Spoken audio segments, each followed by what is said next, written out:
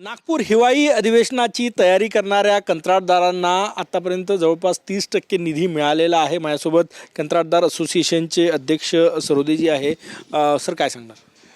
काही नाही, आम्ही जे काही काम बंद आंदोलन केलं होतं आणि अधिवेशनाच्या कामाच्या पैशाची डिमांड जी सरकारकडे केली होती त्याच्यामुळे सरकारने शेवटी आम्हाला 30 ते 40% पैसे आता दिलेले आहे आणि ते सोमवारपासून सर्व कॉन्ट्रॅक्टरच्या खात्यामध्ये जाणार आहेत।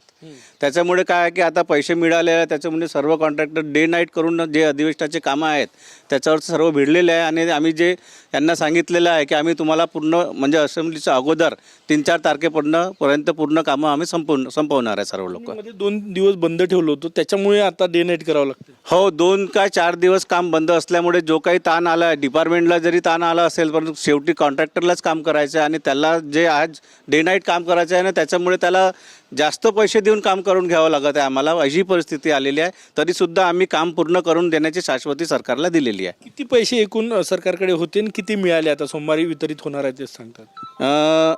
आमचे कमीत कमी 150 कोटीपर्यंत ते बिल थकीत होते आणि आता 40 कोटी रुपये आलेले आहेत। त्याच्यामुळे ते 30 ते 40% पैसे मिळालेले आहेत। तरीसुद्धा म्हणजे पूर्ण समाधान तर नाही आहे, परंतु थोडा बहुत समाधान करून पण आम्ही कामं सुरू केलेले आहेत सर्वांनी। वेगानं कामं सुरू आहे, वेगाने आणि अतिवेगाने कामं सुरू आहेत। 30 ते 40% पैसे आलेले आहे कंत्राटदारांना, त्यामुळे आता 24 तास काम कंत्राटदार करतायत। कॅमेरामॅन सचिन सायमसह गजानन माटे, TV9 मराठी, नागपूर।